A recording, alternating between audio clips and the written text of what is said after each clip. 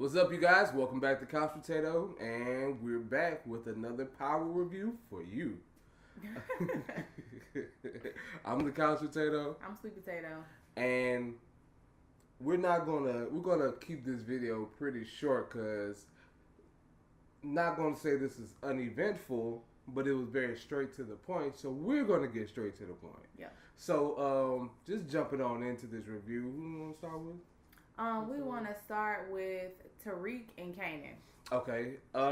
So at the end of the last episode, Tariq left off with Kanan to go back to school. Yes. And he's been at school. I'm very surprised about that.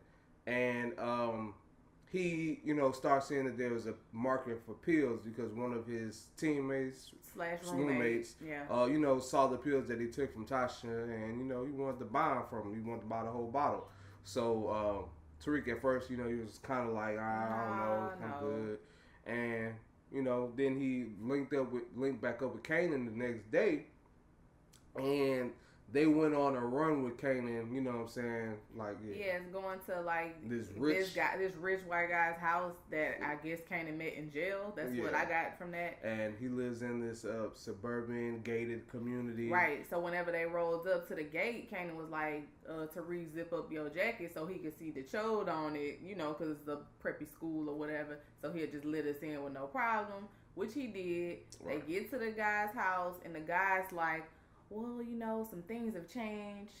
The market is a bit different, so, we have to renegotiate terms. And I'm just like, am I at work right now? Right, That's what it sounded like. Trying to be professional. And Kanan was like, I ain't renegotiating nothing. Yeah, that's and he was like, well, look, on the inside it's like that, but out here, things are a bit different. And Kanan was like, well, what ain't different is this. And it's these hands.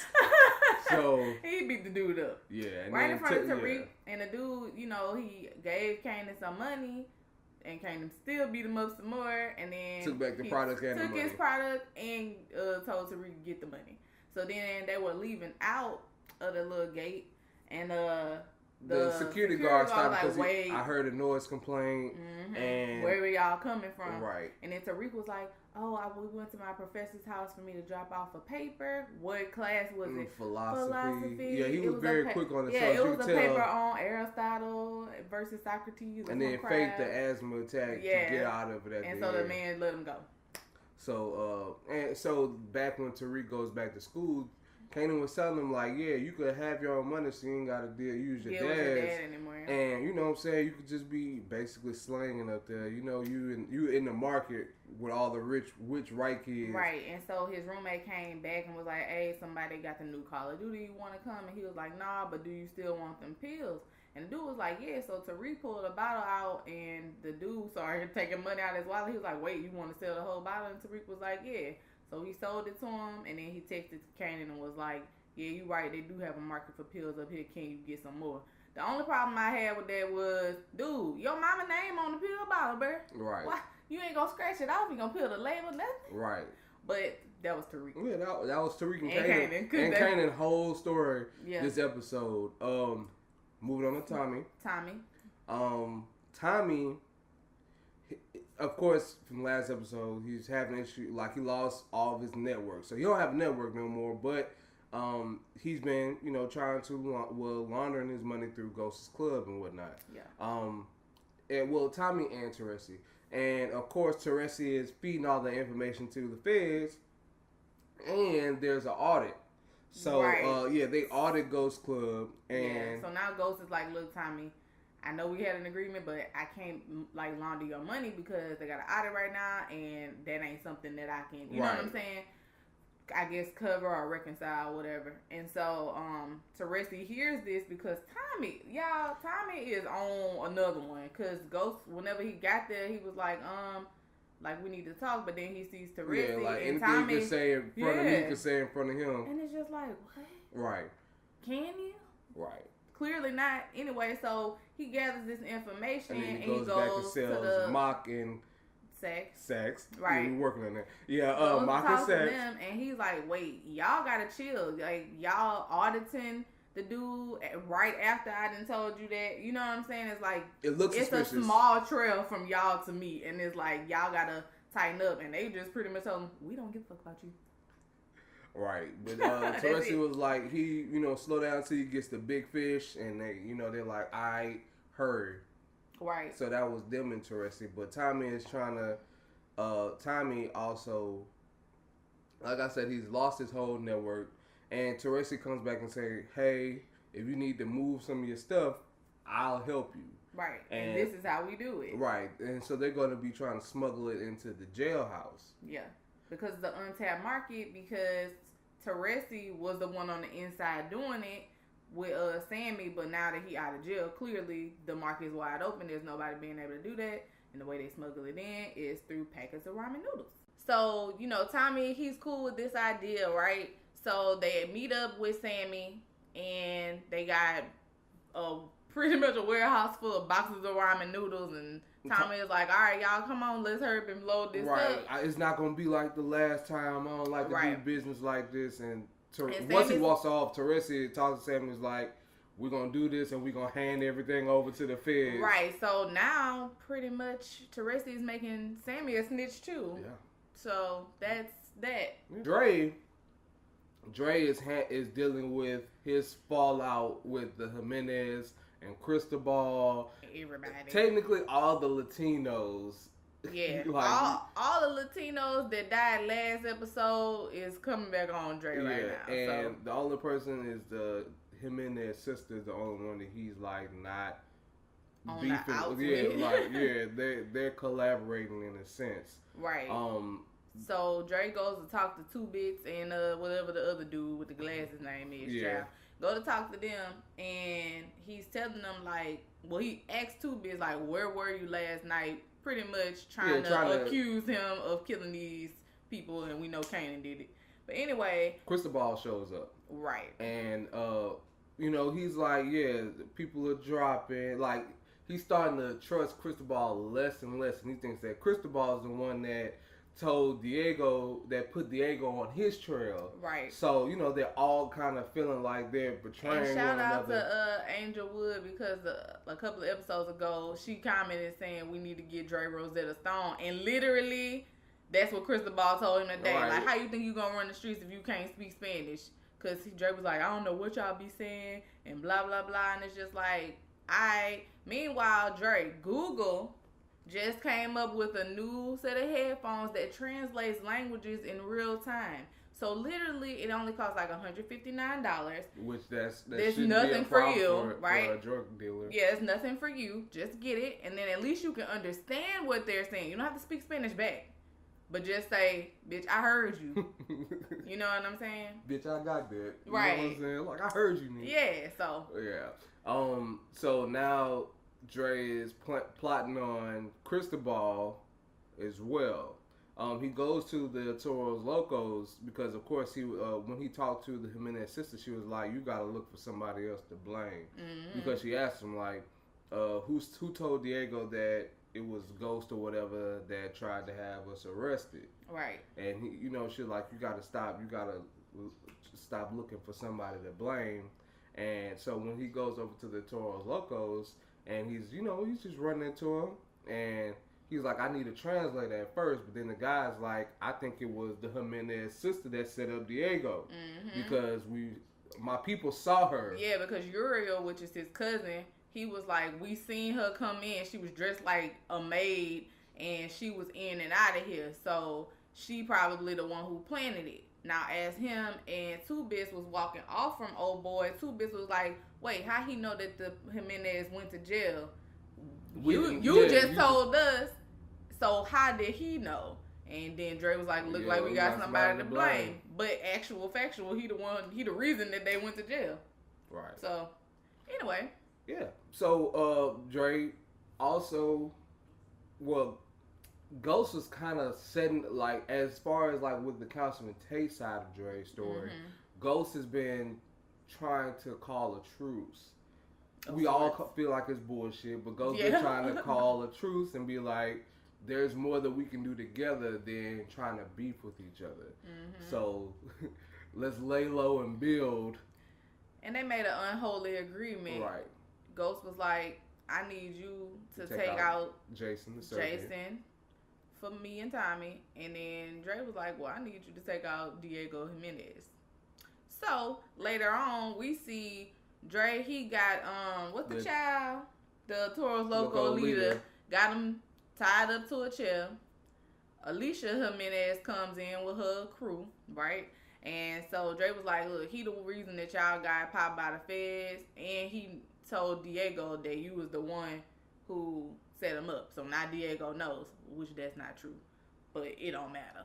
So pretty much Alicia was like, oh, okay, cool. That's what's up. I need a cigarette. Meanwhile, Dre got the dude tied up and still gonna ask him to ask what she said. So how you gonna tie me up and still make me translate for you? Anyway, he was like, she just want a cigarette. Anyway, so, you know, her cool stuff smoking.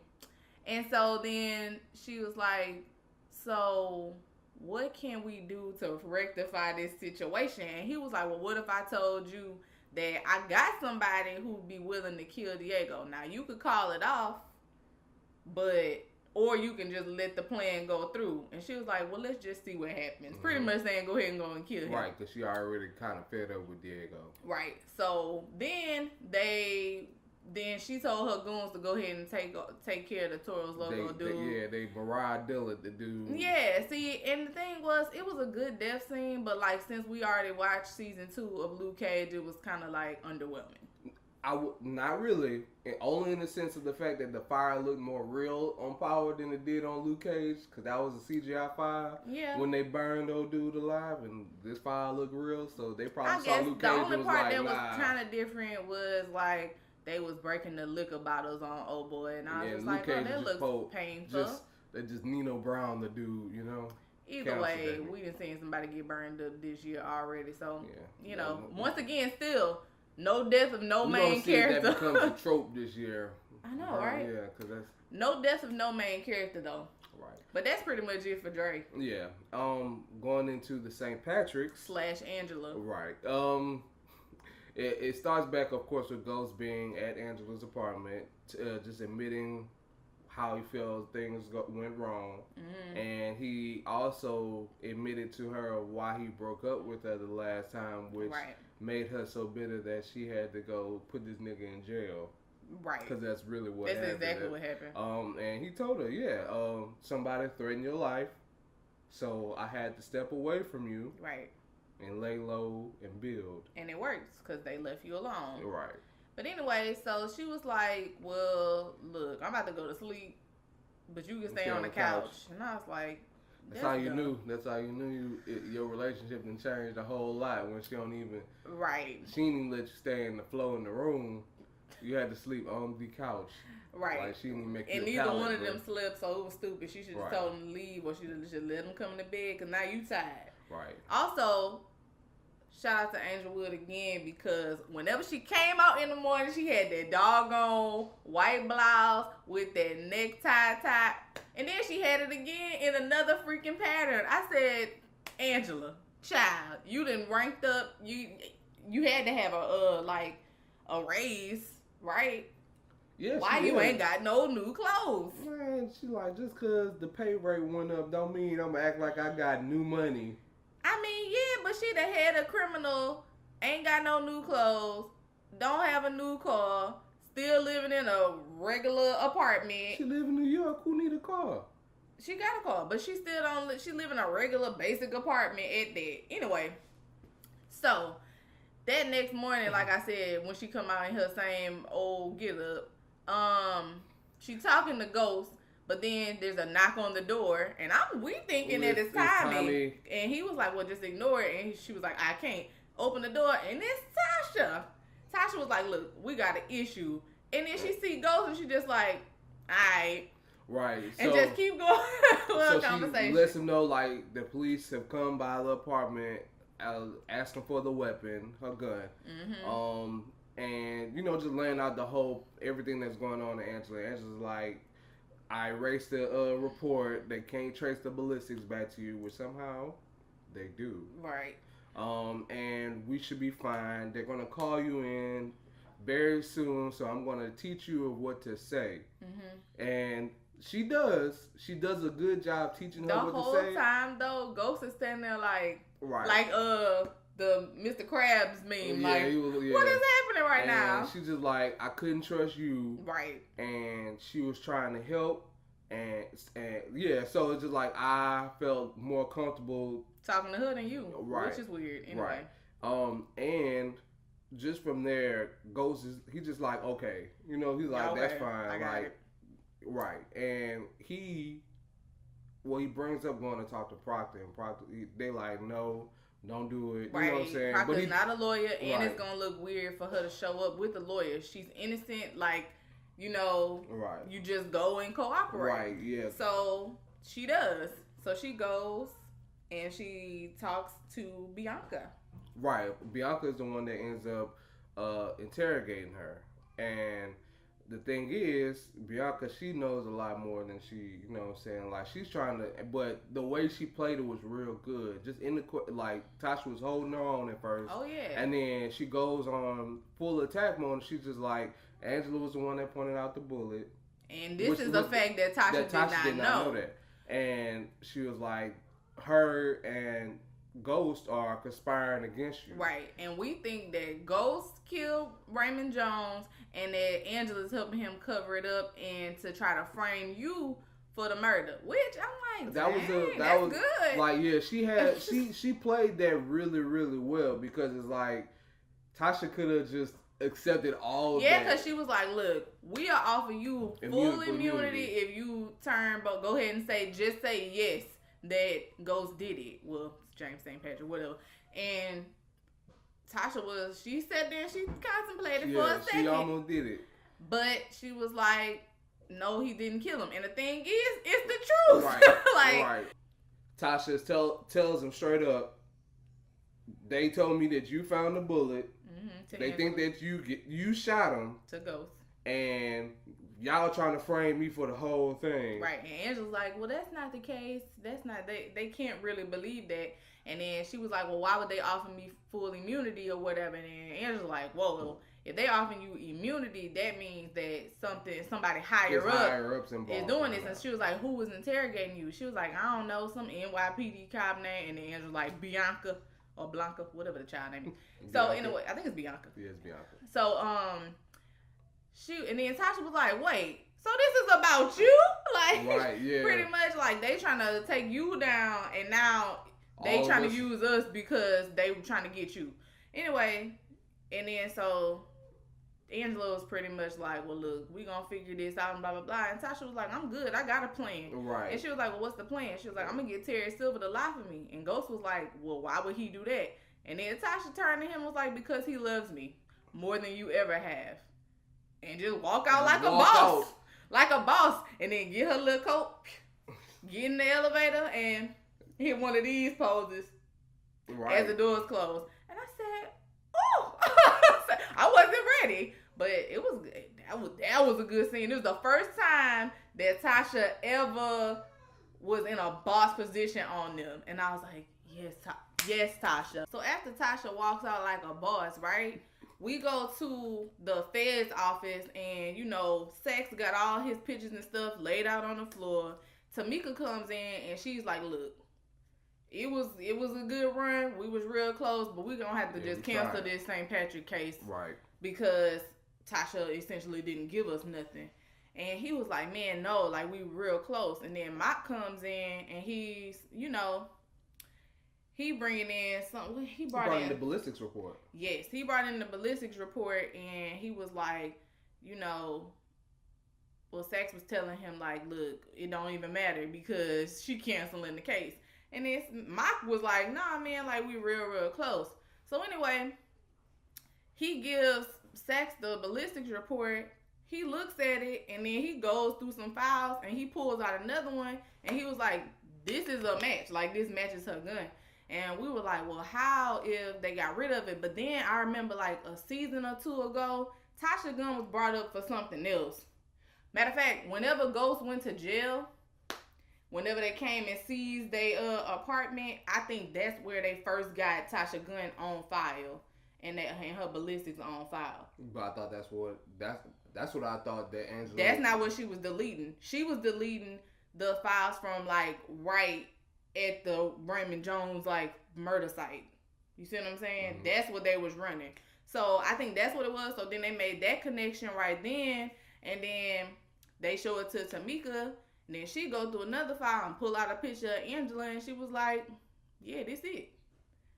This is it." Because who else would have went in to delete it? So that's that on them. Just speaking on the Councilman Tate stuff. First, when Ghost he's the one that called a meeting first with Councilman Tate and Dre, and just speaking with. Well, he was apologizing to the both of them, which we feel like is all bullshit. And even Councilman Tate told him that he thinks it's just bullshit. And he says that he's going to make a big donation to the cause. $50K. And just to, smooth things over. And, of course, trying to make himself look better. But that was all in interest of him with whatever he's doing. I do think that he's trying to plan something. I think that he might try to plan money laundering on Councilman Tate. Ooh, that's good. That's good. Because Dre sells drugs, and he told him. He did tell him that he knows that he sells drugs. That's the thing. So And also Councilman Tate asked Dre, like, what did he do? How did he get involved with Ghost as well? And he was just like, the nightclub business and whatnot. Right. So, was that it? I think that's it on that. The only other thing, Tommy, he did put a tracker on Dre's car, or whatever, and Teresi saw him do that. So that's a thing. I don't know if that's gonna come back, but Angela was tracking it, and then she did see the flower delivery van that Dre uses to move his drugs. So she a step closer with that. But since her crew, well, the people she worked with is a step closer to her, I don't know. Right, where it's going to go, or if that even will matter for her, because they might try to take her down before she takes down Dre. So, right. Yeah. So that's that. Is there anything else? I feel like there might be. I just don't know. If we missed anything, let us know. Pretty much. But I think this episode was good. I don't know. They got a lot of things they're building up to.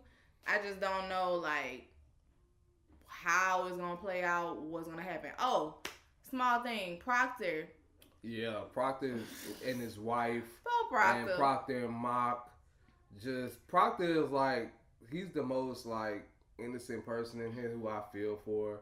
Because he literally don't be trying to like bring this type of trouble on himself. Yeah. It seems like it finds him. So we find out that Proctor in fact does still talk to his criminal family, and he was talking to one of his cousins, the one who actually cleaned up his apartment for him, and he says that the feds didn't find anything whenever they swept his apartment, which is great. Right. But then Mock rolls up on him because earlier Mock ran into Proctor's ex-wife. In NA. Yeah. Well, no, she was at school because she's trying to become a lawyer, too. Oh, I thought she was at NA. No.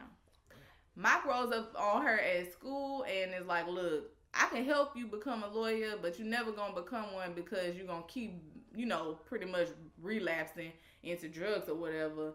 And if not, I'm going to keep you from seeing your daughter and all of that type of stuff. So she tells him where, Proctor cousin and stuff is at. So then Mock rolls up on him there and he was like, well, now I got you on perjury because you said that you didn't affiliate with this side of your family no more. I thought that was only literally a court thing. Like, you can't get caught on perjury outside of court. And it's just like, I don't be involved in stuff like that. But you just sit down and just eat with one of your cousins.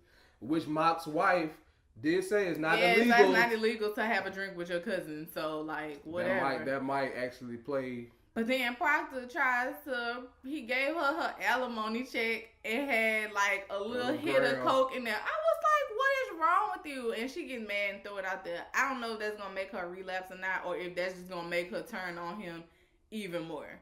Right. So, that's pretty much it for Proctor. What did you think about our review? What did you think about this episode? What's going on, people? Is Power getting boring to you?